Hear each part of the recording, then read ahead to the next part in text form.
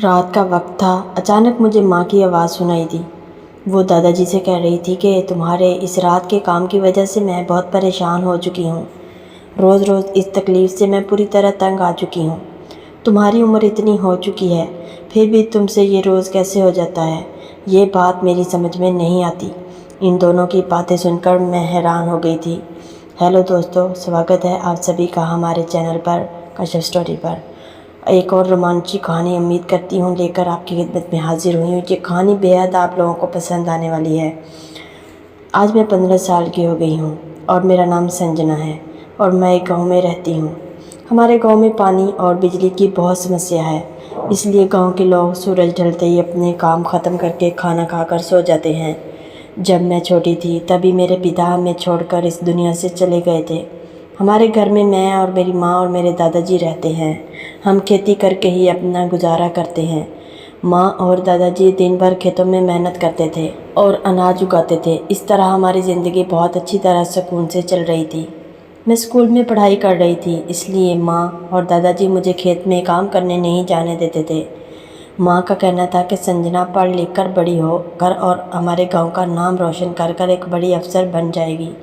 और मुझे भी माँ का सजाया हुआ सपना पूरा करना था और इसके लिए मैं भी मन लगाकर पढ़ाई करती थी। दादाजी अब बहुत बूढ़े हो चुके थे, लेकिन फिर भी वो बहुत प्यारे थे।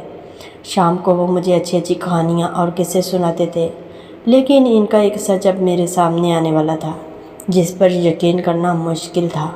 एक दिन रात को लगभग 10 बजे कुत्तों के भौंकने की आवाज़ से मेरी नींद खुली थी। जब मैंने अपनी आंखें खोली तो देखा कि माँ और दादाजी कहीं जा रहे थे।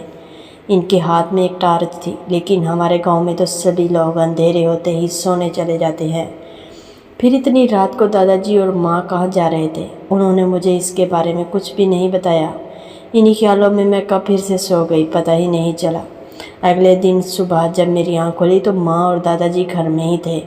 माँ बहुत ज़्यादा थकी हुई लग रही थी। इसकी साड़ी काफ़ी गंदी और ख़राब हो गई थी। मुझे उठने का एहसास तो था, लेकिन मैं भी बिस्तर पर ही पड़ी हुई थी। माँ को ये पता नहीं था कि मैं जाग चुकी हूँ। तभी मैंने माँ की आवाज़ सुनी। माँ दादाजी से कह रही थी कि आपके इस रात के काम से तंग आ चुकी हूँ। रोज़ के इस झंझट से मैं पूरी तरह से थक चुकी हूँ। आपकी अपनी उम्र हो गई है, फिर भी आपसे ये रोज़ कैसे हो जाता है, ये मेरी समझ से बाहर है।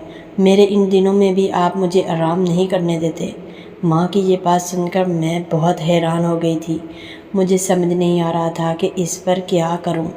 मैं उठकर माँ के पास आ गई और कहा, माँ मुझे स्कूल जाना है, मेरा टिफ़िन बना दो, मैं नहा कर आती हूँ। माँ का चेहरा मुरझाया हुआ था।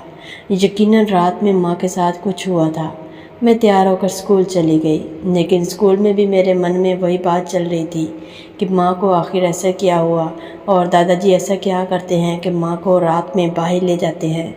लेकिन रात में जब मैंने देखा था तो माँ दादाजी के साथ जा रही थी और ऐसा कुछ नहीं लग रहा था कि माँ भी साथ थी। मेरे दिमाग में तरह तरह के विचार चल रहे थे।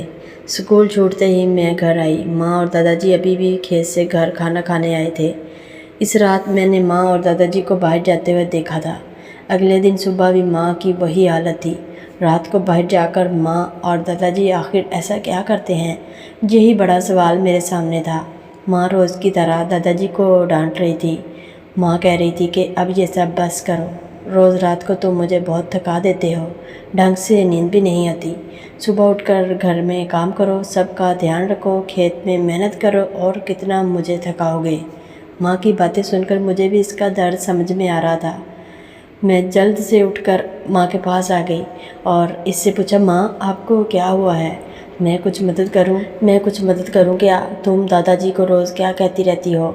माँ गुस्से से बोली, तुझे समझ नहीं आएगा, तू अभी छोटी है, तू अपना काम कर, तेरा लंच तैयार है। माँ ने मुझे ढंग से जवाब भी नहीं दिया, लेकिन मुझे जानना था कि माँ को परेशानी किस बात की हो रही है और इस परेशानी के पीछे ज़रूर ये रात को बाहर जाने की ही वजह हो सकती है।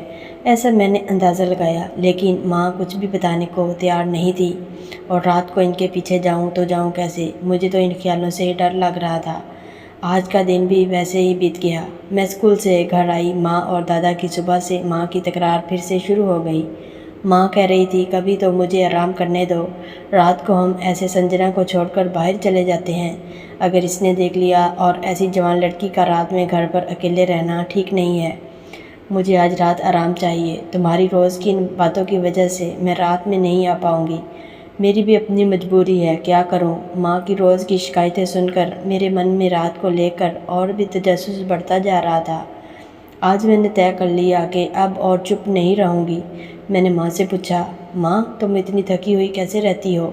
माँ ने कहा, मैंने तुझे बताया ना, तुझे नहीं समझ आएगा, बार बार मुझसे मत पूछ। माँ मुझे कुछ बताने के लिए तैयार नहीं थी, इसलिए मैंने सीधा पूछा, माँ मुझे कुछ बातें पता चल गई हैं, इसलिए अब मुझे बता भी दो कि रात में ऐसा क्या काम होता है जिससे तुम इतनी थक जाती हो। माँ ने मेरे ये सुनते ही चौंक गई और हड़बड़ाने लगी। कुछ बातें पता चल गई हैं का क्या मतलब, माँ मुझसे डरते डरते पूछने लगी। इसने एक नज़र दादाजी की ओर डाली और दादाजी ने भी सर हिलाकर मना कर दिया। माँ ने कहा, संजना बेटा खुद समझ में आया तुम्हें मुझे बताओगी। मुझे लगा कि थोड़ा पहुँचते ही वो सब कुछ बता देंगी, लेकिन ऐसा कुछ नहीं हुआ। मैंने माँ से कहा, आपको क्या और कैसी तकलीफ़ हो रही है वो पहले मुझे बताओ, फिर मैं बताऊँगी। माँ को लगा कि मैं इसका मजाक कर रही हूँ, इसलिए वो मुझ पर और भी ज़्यादा भड़क गई और गुस्से में मुझसे बोली, तुम्हें मैंने बताया ना कि ये बातें तुम्हें समझ में नहीं आएंगी। अच्छा तुम्हें इतना ही जानने की इच्छा हो रही है ना, तो आज रात को तुम दादाजी के साथ चली जाओ, फिर तुम्हें समझ में आएगा कि तकलीफ़ क्या होती है।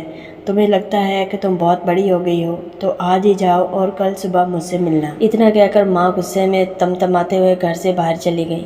मुझे कुछ भी समझ नहीं आ रहा था कि माँ इतनी गुस्से में क्यों थी, लेकिन एक बात मुझे समझ में आ गई थी कि जो वो रोज़ तजर्बा लेती हैं, मुझे भी इसका तजर्बा लेना था। मुझे अब माँ की जगह दादाजी के साथ जाना था। दादाजी ने मुझे वैसे ही समय पर उठाया और तैयारी करने को कहा। मैंने जल्दी से सब कुछ निपटाया और दादाजी के साथ जाने के लिए तैयार हो गई। मैं बहुत डर रही थी, लेकिन थोड़ी सी नर्वस भी हो गई थी। रात के 10 बजे हम घर से बाहर निकले। बाहर बहुत अंधेरा था। दादाजी ने मेरा हाथ पकड़ा और कहा, मेरे पीछे पीछे चलती रहो, पैर का कोई भी आवाज़ मत करना। तब मैंने कहा, लेकिन दादाजी हम आवाज़ मत करो, जितना कहा उतना ही करो। दादाजी का ऐसा रूप देखकर मेरा दिल ज़ोर से धड़कने लगा। हम चल रहे थे, तभी दादाजी ने मेरा हाथ को ज़ोर से पकड़ लिया। हम चलते चलते अपने खेत में पहुंच गए। घर से कुछ ही दूरी पर हमारा खेत था।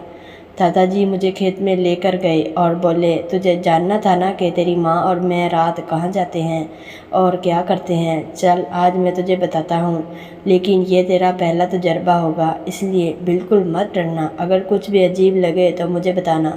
दादाजी ने ऊपर की ओर इशारा किया। मैंने ऊपर देखा तो खेत में एक ऊंचाई पर घर जैसा कुछ था।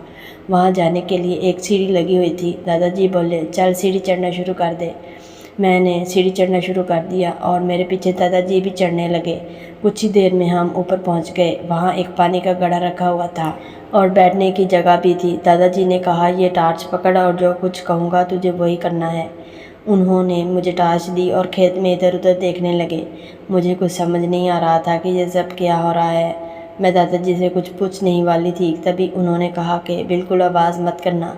हम यहाँ जिस काम के लिए आए हैं उसे बिना आवाज़ करना पड़ेगा, नहीं तो सब गड़बड़ हो जाएगी। दादाजी ने मुझे पेट के बल बैठने को कहा और बोले, खेत में एक बार नज़र डाल और देख, तुझे कुछ महसूस होता है तो मुझे बता देना। मैंने अपनी नज़र से खेत में देखना शुरू किया और अगले ही पल मेरी आंखें चौड़ी हो गई। मैं अचानक चौंक गई। मेरे दादाजी से कहा, दादाजी खेत में कुछ दौड़ रहा है। दादाजी बोले, धीरे बोल, और उन्होंने टार्च को खेत में फेंक दिया और इनके पास जो लकड़ी थी इससे ज़ोर से आवाज़ की। जैसे ही वो तेज़ आवाज़ हुई, खेत में हरकत शुरू हो गई और एक जानवर तेज़ दौड़ते हुए खेत से बाहर चला गया। मैंने ये सब पहली बार देखा था। रास्ता सफ़ेद चाँद, सितारे और वो शाम माहौल मुझे एक अलग ही अनोखा रूप दे रहा था। थोड़ी देर बाद खेत में फिर से हलचल महसूस हुई। दादाजी ने फिर से इन जानवरों को भगा दिया।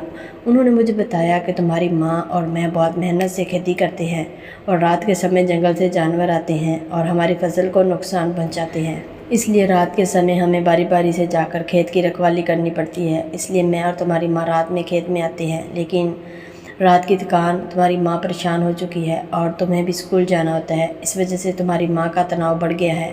दादाजी के अपने परिवार की चिंता देखकर मेरा दिल भी भर आया था, लेकिन खेत की रखवाली करना मेरे लिए नया था और इसमें मुझे मज़ा भी आने लगा था। पूरी रात दादा थी और मैंने खेत की रखवाली की। पूरी रात मैं और दादाजी भी अपने जीवन के बड़े दिलचस्प किस्से सुनाते रहे। अब तब भी मैं यही पता नहीं चला। सुबह हुई, जब घर पहुंची तो मैंने माँ से कहा कि मैं रोज़ दादा के साथ जाऊंगी, तुम आराम करो। और इस तरह जो काम वो मजबूरी में करती थी वो मैं खुशी खुशी से करने लगी थी। तो दोस्तों, ये थी आज की कहानी। आपको कैसी लगी हमें कमेंट में ज़रूर बताइएगा। वीडियो को लाइक कर दे।